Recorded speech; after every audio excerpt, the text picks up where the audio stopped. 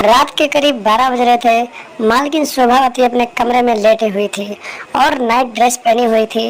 इतना tight dress था तो उसका गोरा बदन बाहर से ही झलक रहा था और उसके बड़े बड़े गुब्बारे एकदम साफ साफ दिखाई दे रहे थे। तभी अचानक शोभावती का नौकर राजू लक्षण का करने के लिए उठा और फिर टॉयलेट की तरफ जाने लगा। तभी अचानक उसे खिड़की के रास्ते से मालकिन के कमरे का लाइट ऑन ऑफ हो रहा था, तो उसने जाकर देखा कि मालकिन जो है एकदम टाइट नाइट कपड़ों में पहने हुई लेटी हुई है और फिर उसके बड़े बड़े गुब्बारे एकदम से अच्छे से दिखाई दे रहे हैं। इतना नज़ारा देखने के बाद नौकर राजू का पप्पू एकदम से नहा धोकर खड़ा हो गया और फिर अपनी मालकिन की गुफा में जाकर सैर करने के लिए तैयार हो गया।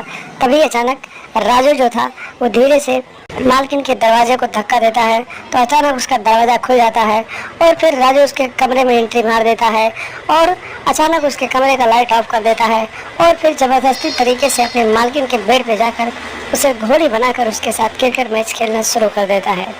करीब 1 से 1.5 घंटे तक राजू अपने मालकिन की अच्छे से घुड़सवारी करवाता है और फिर जब थक जाता है तो वहाँ से चला जाता है।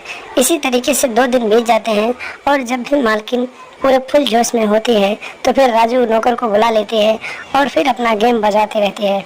इसी तरीके से इन दोनों का ये रिलेशनशिप लगभग 3 से 4 महीने बीत जाते हैं।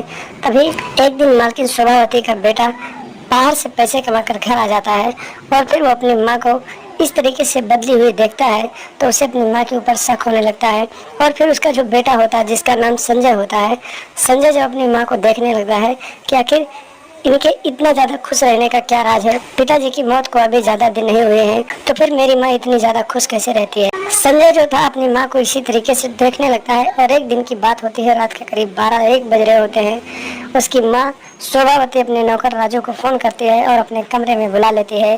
तभी अचानक संजय की नींद खुल जाती है और संजय जाकर देखता है कि उसके कमरे से कुछ अजीब सी आवाज़ें आ रही होती हैं।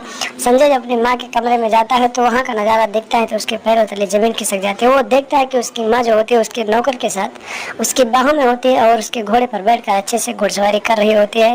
तभी अचानक संजय भी उस कमरे में एंट्री मार देता है और फिर वो अपनी माँ और राजू को मारने पीटने लगता है। तभी अचानक उसकी माँ जो शोभावती होती है वो अपने राजू को यानी अपने बॉयफ्रेंड को बचाने के लिए अपने बेटे संजय का हाथ पकड़ लेती है और फिर अपने बॉयफ्रेंड राजू से कहती है कि तुम इसका गला दबा दो जिससे इसकी मौके पर ही मौत हो जाए।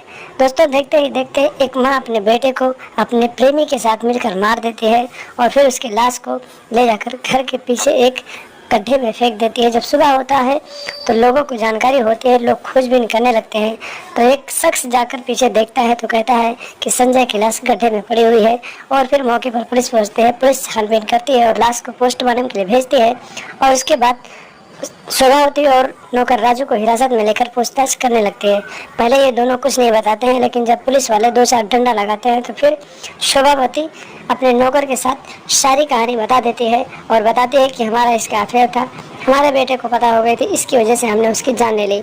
इस तरीके से मालकिन जो होती है अपने नौकर के साथ अपने प्रेम लीला की कहानी बताती है और फिर पुलिस वाले दोनों को हिरासत में लेते हैं और संजय के हत्या के रूप में दोनों को आगे की कार्रवाई के लिए जेल में डाल देते हैं। तो दोस्तों सावधान रहें, सतर्क रहें और ऐसी आपराधिक मानसिकता रखने वाले लोगों की पहचान करें। ऐसी औरतों से दूरी बना कर रखें जो आपकी ज़िंदगी से खेल सकती हैं। तो दोस्तों हंसते रहें, मुस्कुराते रहें, अपना और अपनों का ख्याल रखें और लगातार हमारे साथ बने रहें। हमारे चैनल को सब्सक्राइब करें और हमेशा देखते रहें एएसएन क्राइम अफेयर।